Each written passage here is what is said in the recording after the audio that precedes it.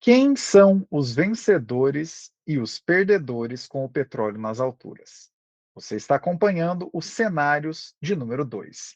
Tem mais ou menos uma semana, pouquinho mais de uma semana que começou aí esse conflito no Irã, né, uma incursão militar dos Estados Unidos, ou guerra, se você preferir, e a gente tem observado que o petróleo subiu bastante, o Estreito de Hormuz ficou fechado, de domingo para segunda, ou seja, nas últimas 24 horas antes desse episódio ser gravado, a gente teve um movimento de volatilidade extraordinário no mercado de petróleo, né? Chegou a quase $120, depois voltou para 80.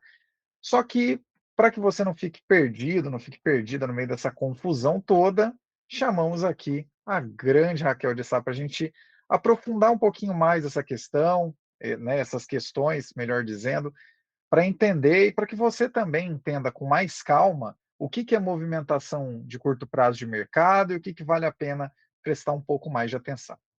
Fala, minha querida Raquel, tudo bem? E aí, Caio, tudo bom? E aí a todos, tudo bem? Saudades aqui no terraço, Terraço Cast, agora com novos formatos, mas bom, animada aí, bora aí, Caio. O que que temos visto, né? É, exato. O que que não temos visto, né? Minha Nossa Senhora, o negócio está emocionante. Mas vamos por partes, né? Para que todo mundo fique na mesma página.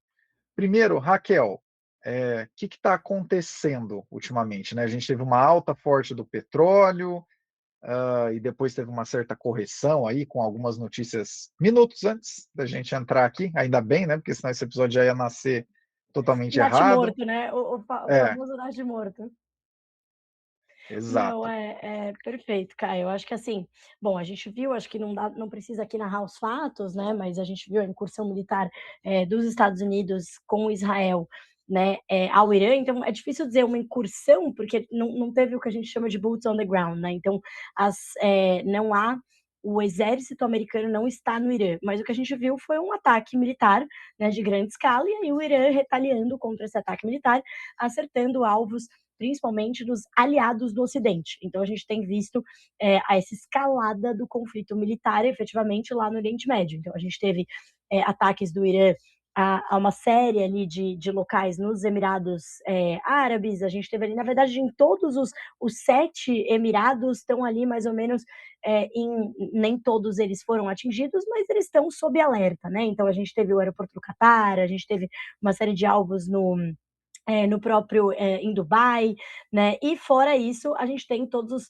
os usual suspects, né, ali. Então tem uma questão muito interessante que até os nossos amigos aqui do Petit Jornal, né, que chamaram atenção para essa certa dicotomia, né, que tem sido ali no Líbano, né, que a gente tem o Hezbollah, né, no Líbano. Então você tem o Irã apoiando o Hezbollah no Líbano, o Israel bombardeando, mas daí você tem um posicionamento de países europeus a favor do governo libanês e não. E aí é uma bagunça, né? Porque aí você tem o Hezbollah, que não é o poder efetivo lá, mas você tem o poder efetivo, que também está vendo o seu Estado soberano ser atacado. E Israel, aliado da União Europeia, né? Ali também forças ocidentais, né? Atuando no mesmo lugar, um de um lado e outro do outro. Então, assim, uma certa bagunça ali no Oriente Médio, né? É claro, não obstante aí as perdas de uma série, né, de milhares de vidas nesse conflito e de toda uma região que vai com certeza sair devastada disso tudo. Mas daí quando a gente olha do ponto de vista dos mercados, né, o que a gente tem visto desde a eclosão desse novo episódio do conflito no Oriente Médio é um vai e vem, né? Então, assim, claramente os investidores ainda não se decidiram, né, como se posicionar. Então, a gente teve logo da eclosão, a gente teve os mercados reagindo bastante com uma queda forte, né, na segunda-feira, depois da incursão militar que foi no final de semana.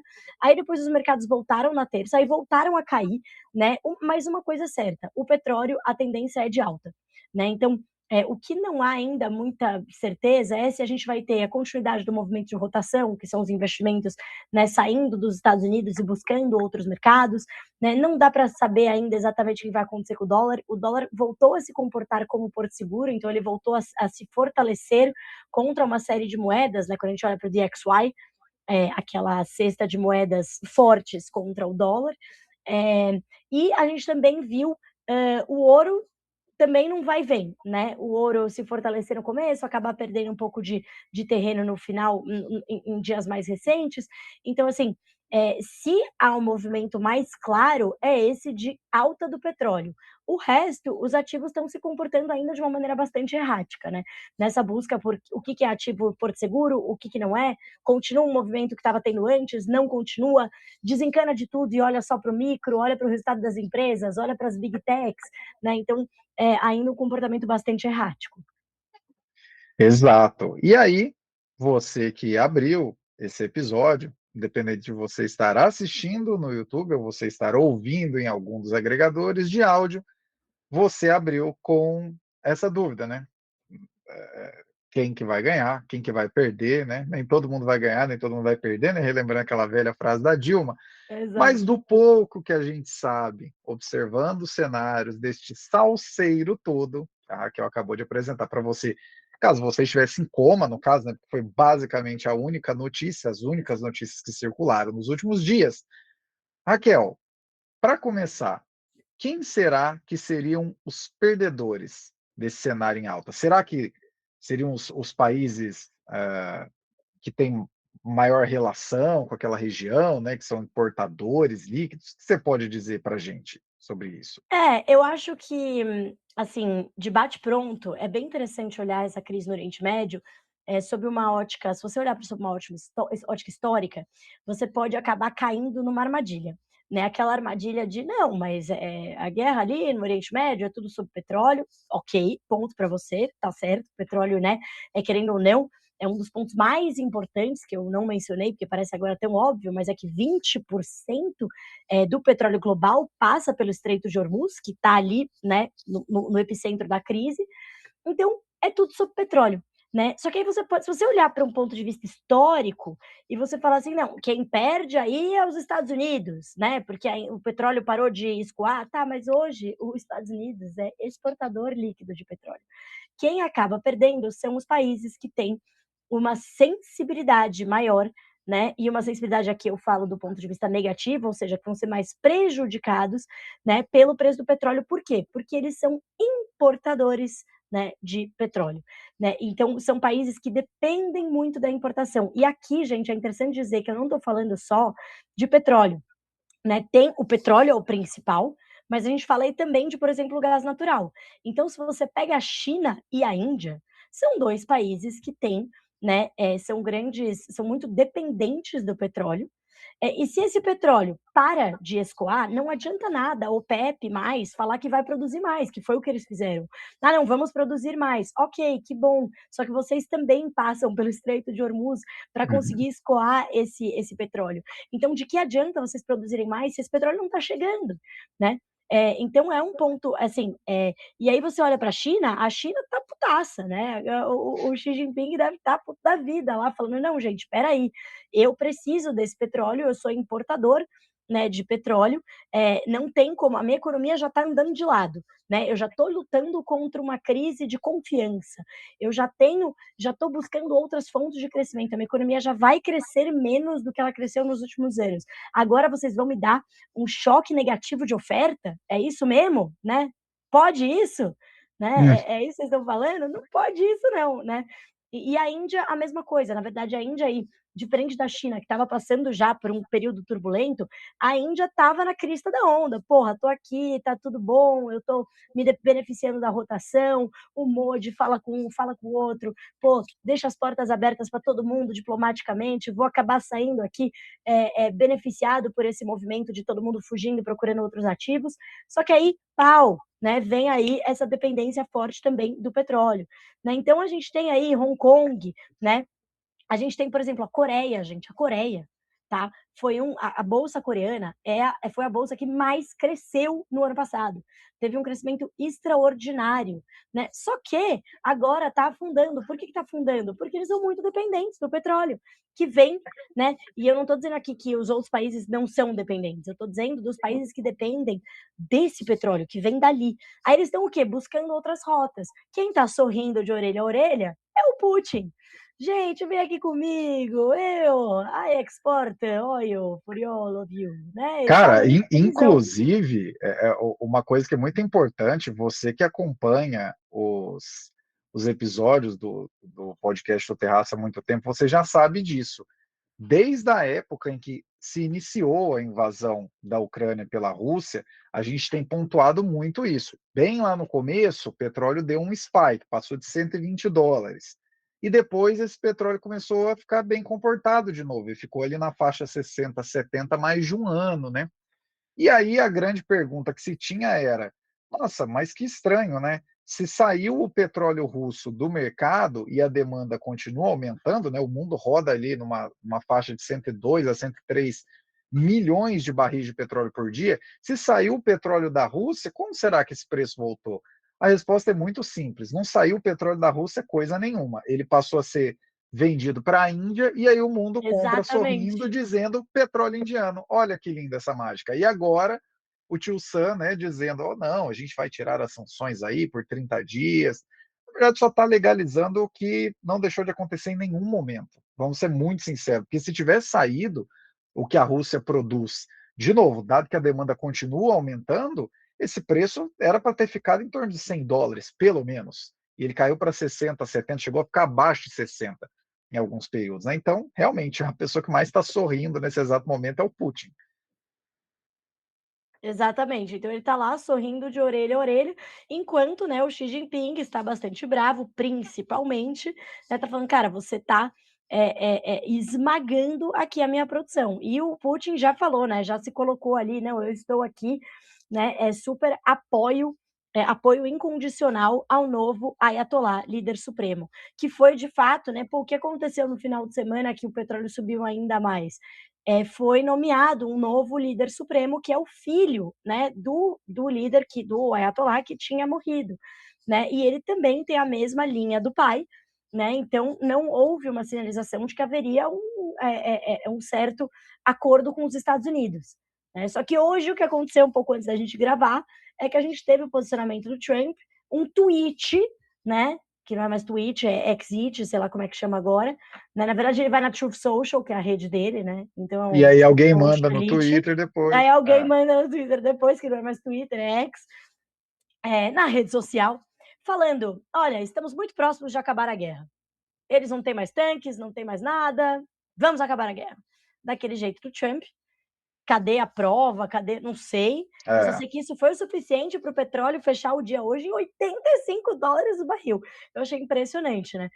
Só um tweetzinho ali, na minha humilde opinião, não acho que vai acabar a guerra assim fácil, não acho que é sobre acabamos com os tanques e a marinha e sei lá o quê, né. Eu acho que ainda tem muita, assim, tem muita coisa ainda para mexer nesse mercado, tá. E como eu falei, não é só sobre o petróleo, né, aí a gente começa claro, vai depender muito de quanto tempo isso durar, mas, lá pelo Estreito de Hormuz passa, por exemplo, grande parte da ureia do mundo. Por que que a ureia é importante? A ureia é o insumo para o nitrato é o principal fertilizante usado no mundo inteiro, né.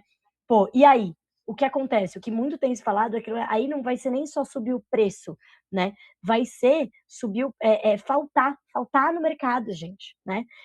Então, a gente está falando aqui, né, disso mexer com alimentos, além de tudo, né, e também passa, né, sulfato, é sulfato, né, a tradução de sulfur. uhum. Então passa grande parte do sulfato também por lá, que é muito usado para baterias elétricas, Do transformadores. enxofre. Cara, eu acho que assim, uma coisa que precisa ficar bem clara é que às vezes as pessoas, né, muita gente está colocando isso, ah, vai abastecer seu carro logo, vai começar a faltar diesel. Gente, o problema é muito maior do que isso.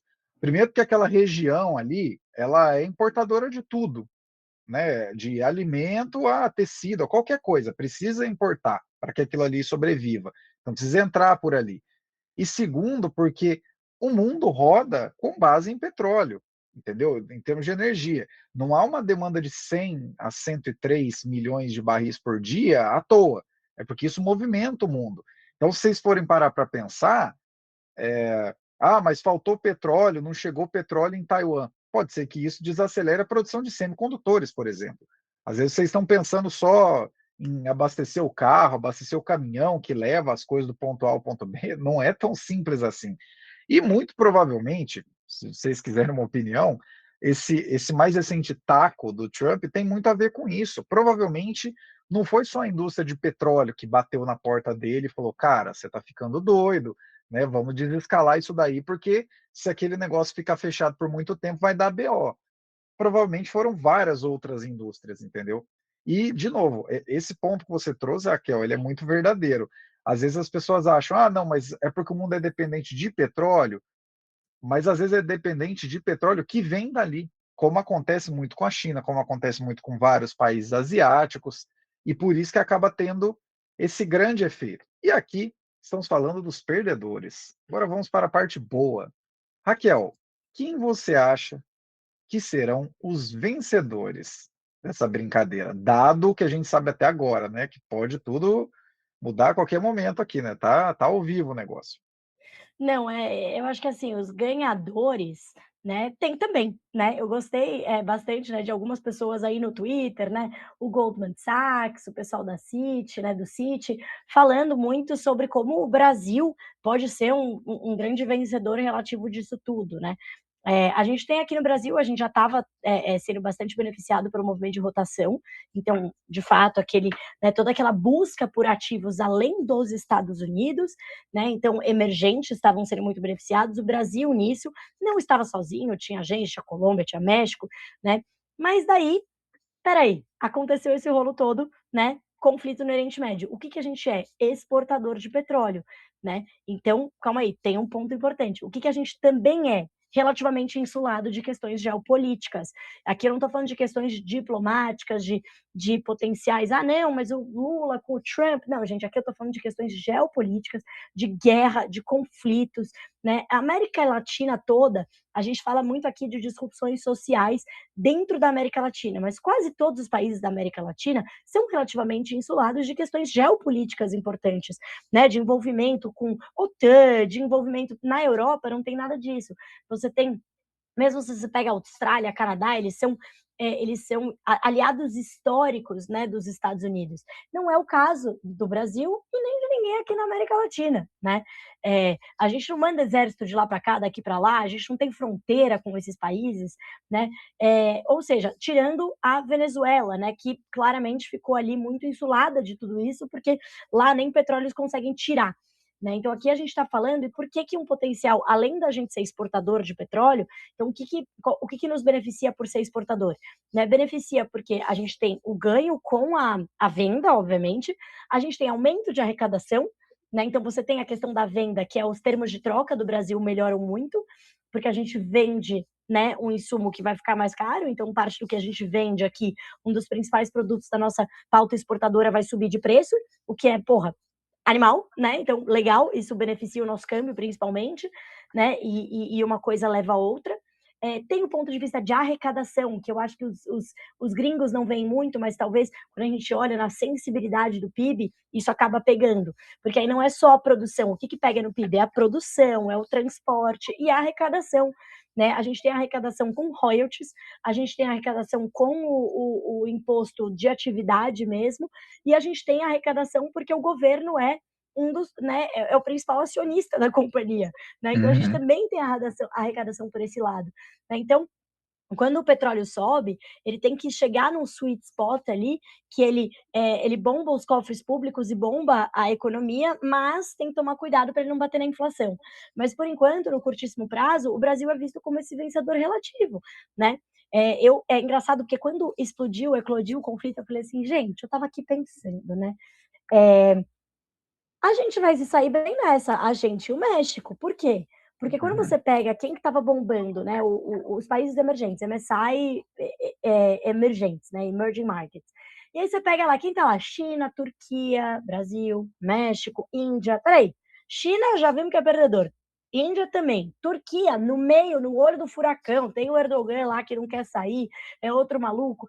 Então, assim, a gente acaba espera aí, então tem esses 2 países aqui, o México também, que é um exportador de petróleo, espera aí, talvez eles sejam um ganhador relativo nessa bagunça, né? E de fato é o que a gente está começando a ver, né? Então o Brasil tem sofrido com essa aversão ao risco, né, nesses últimos dias, mas já já vai estar todo mundo olhando, né, aí para essa bolsinha Brasil, né? Bolsinha aqui, quando eu falo, é tudo, né? Exato. E assim, uma coisa que a gente nunca pode tirar da frente quando o assunto é Brasil é que a relação de termos de troca, né? Que na prática, simplificando bastante, o que a gente consegue produzir e mandar para fora em relação ao que a gente consegue comprar, essa relação de termos de troca, ela impacta muito a economia brasileira. Se você for parar para pensar, pelo menos do começo dos anos 2000 para cá, os momentos em que a economia brasileira mais teve um descolar assim, né, para cima, e ainda assim ficando um pouco abaixo dos emergentes, mas momentos que a gente se descolou da nossa média histórica, vai, por assim dizer, todos eles tiveram alguma relação com a melhoria nos termos de troca. E quando a gente olha que, vamos falar em termos bastante simplificados, quando a gente olha que é um mundo que vai tendo maior dificuldade para a circulação de energia e de alimentos, quem é superavitário, quem produz bastante energia e alimentos, acaba saindo na frente. Pode ser uma situação conjuntural, pode ser que o Brasil não aproveite essa oportunidade para fazer as reformas necessárias, e infelizmente é mais ou menos o que a gente sempre fez. Pode ser. Mas, em um cenário de caos, é interessante a gente saber que aqui no Brasil a gente já tem os nossos problemas internos, mas diante disso a gente tende a sair até um pouco beneficiado. E esse ponto, Raquel, que você trouxe do sweet spot, ele é muito importante, porque, né, tem toda uma questão sobre o deslocar de preços internacionais e o tal abrasileiramento de preços, né? Aquela conta que todo dia vocês veem, mas o diesel está não sei quanto por cento defasado. Aquele abrasileiramento de preços aí, que vem pelo menos desde a gestão do João Paul Prats e continuou com a gestão da Magda Chambriard, ele é basicamente o que acontecia ali no primeiro governo Dilma, com a diferença de que o Brasil produz muito mais petróleo hoje. Ou seja, na prática, a gente vai ter uma gasolina e um diesel mais caro do que precisaria quando os preços ficam bem comportados, quando o petróleo fica ali 50, 60, e a gente consegue não ter uma gasolina e um diesel muito mais caro quando dá algum repique. Então, por exemplo, aquilo que vocês devem ter, se vocês acompanham isso, né, vocês devem ter visto nos Estados Unidos, a gasolina estava abaixo de $3, agora está $3,40. Com esse retorno para $80, provavelmente a gasolina vai voltar para 3,10 ali. E no Brasil você continuou vendo a gasolina exatamente no mesmo preço. Né, depende, né? Em alguns lugares parece que o diesel até foi reajustado. Mas qual que é a grande lógica disso?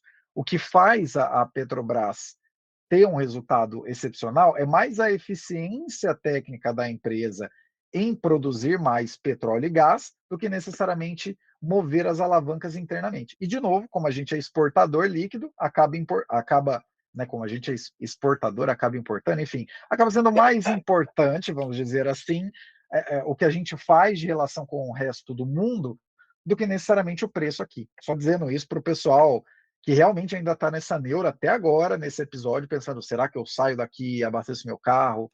Fica tranquilo. Tá. Greve dos caminhoneiros é muito mais complicado do que isso, sendo bem realista. Não, é E, verdade, com certeza. Greve dos caminhoneiros é algo, cara, que a gente fez aqui, que a gente causou aqui, que a gente ia ter que resolver aqui e que o impacto era direto, né? exatamente. Essa é a grande coisa, né? Há toda uma discussão.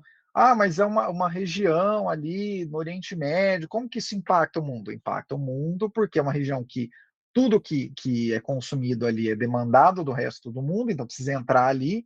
E é uma região por onde passa 20% do petróleo produzido no mundo, mais ou menos 20 bilhões de barris, né?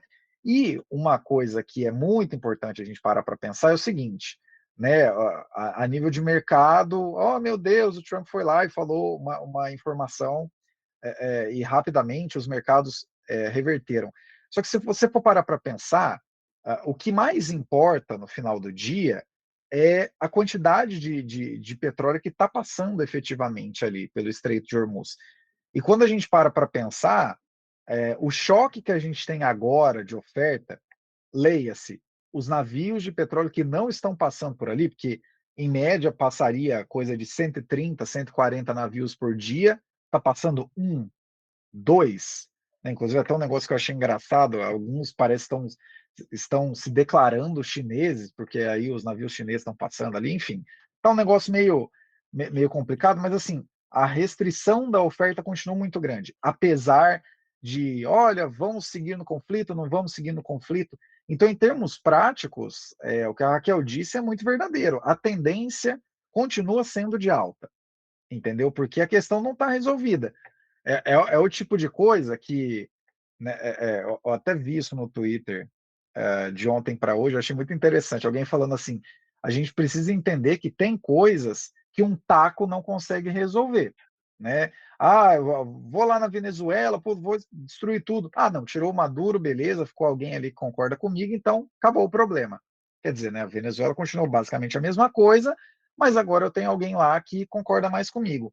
No Irã Exatamente. não é tão simples assim de fazer isso.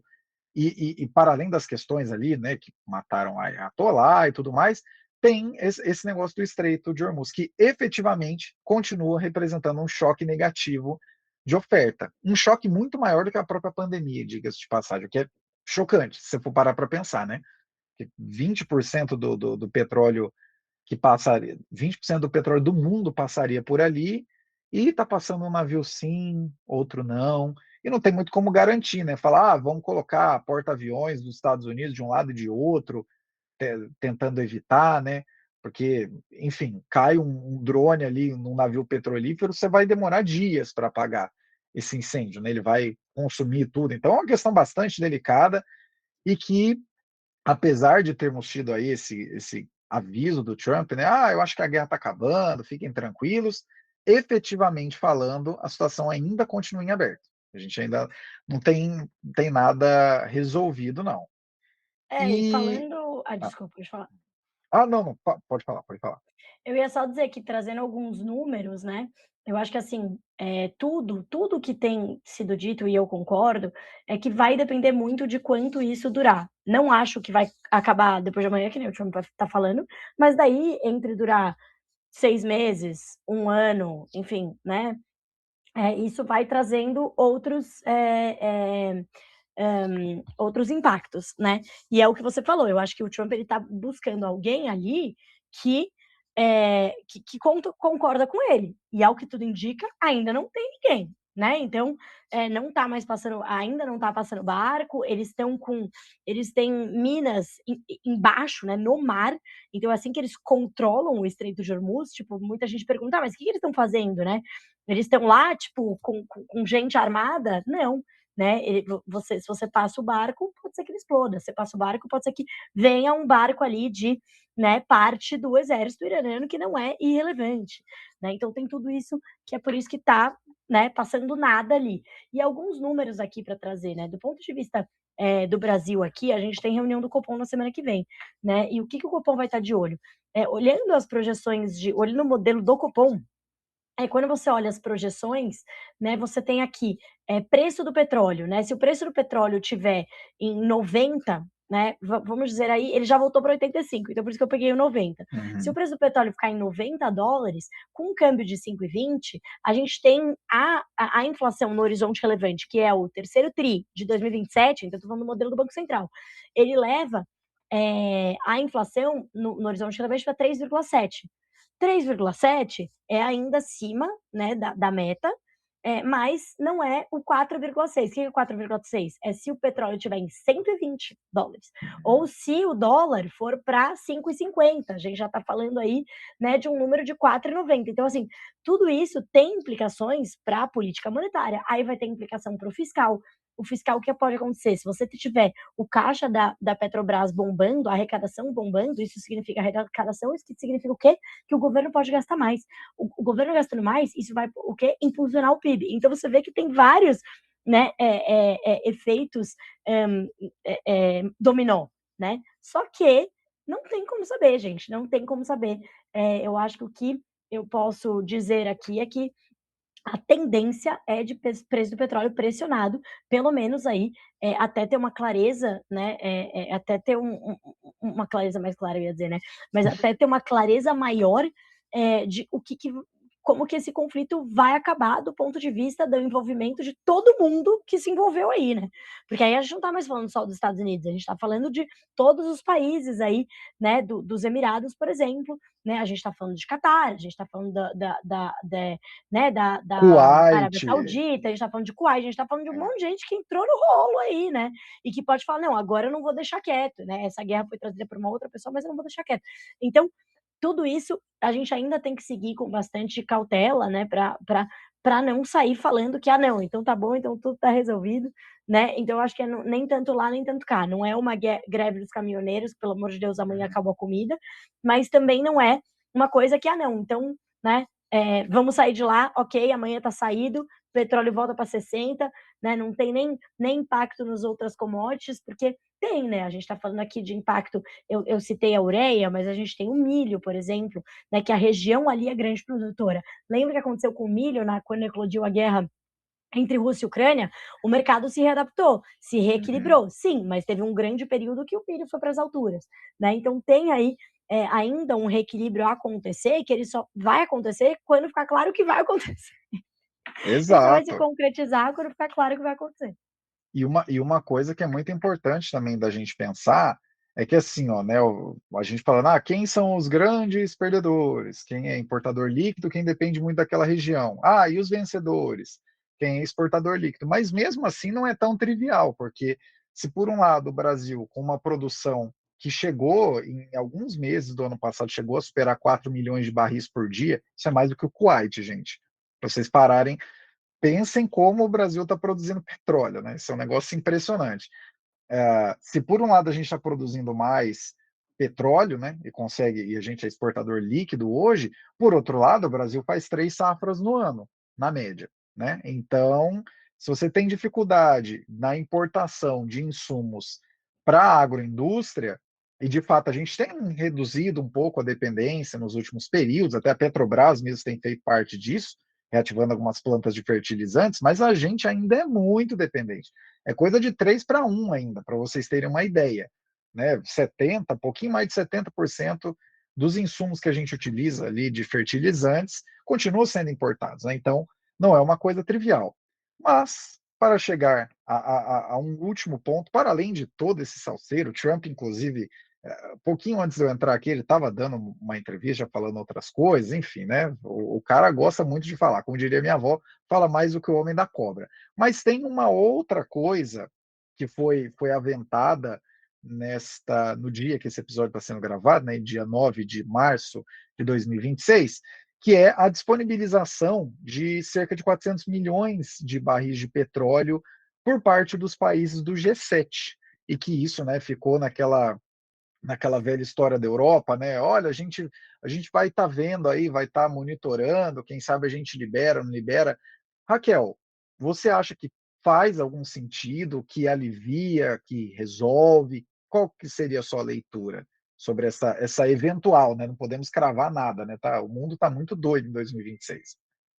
Eu acho que eles podem liberar esse estoque de emergência, mas de novo, eu acho que isso honestamente, para você trazer um pouco de alívio de curtíssimo prazo, porque é um estoque de emergência, né, então a gente está falando, acho que são 400 milhões de barris, né, o que é bastante, é mais ou menos 20 dias de fluxo ali de Hormuz, então seria, no curto prazo, uma solução, para se realmente, tá faltando, não dá, né. Eu acho que por enquanto o que a gente tem visto é reflexo no preço e não numa Uhum. efetiva escassez.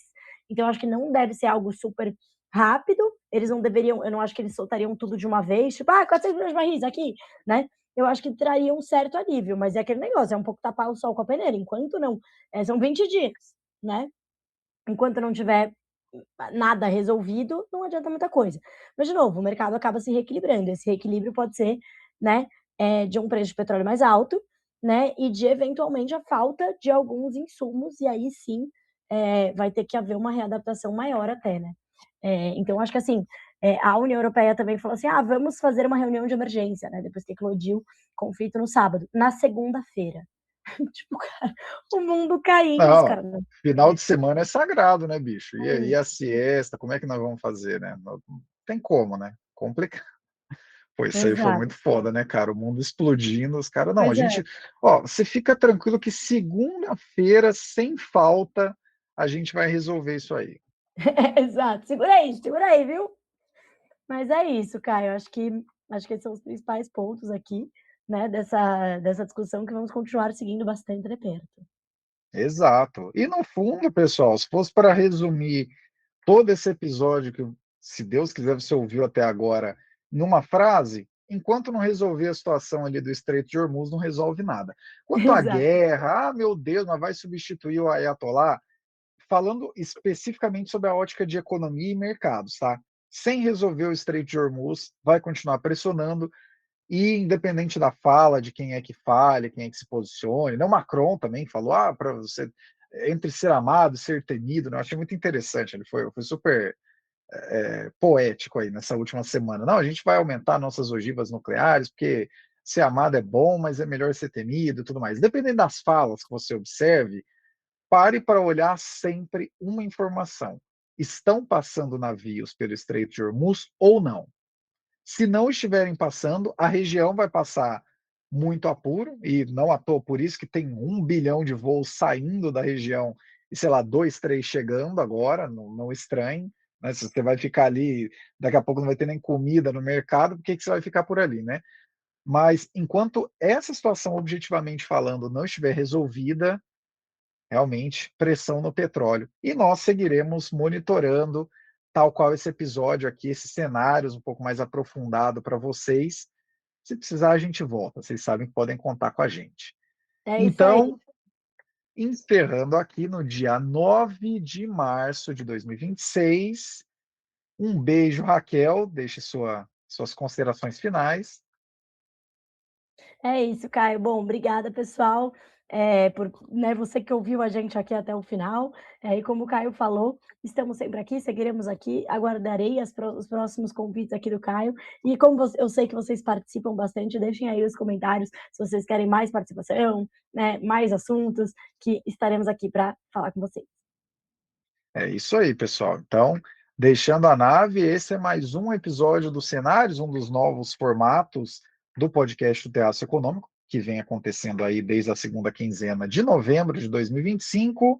Não se esqueça de curtir, de deixar a sua opinião e de compartilhar, né? Traz mais gente aqui para a conversa, porque vai ser muito bom para todas as partes. Até o próximo Cenários. Oh, meu Deus, já fui esquecendo aqui, meu Deus, já É isso, variei até o aqui da próximo cabeça. cenários. Valeu, pessoal. Tchau, tchau, gente.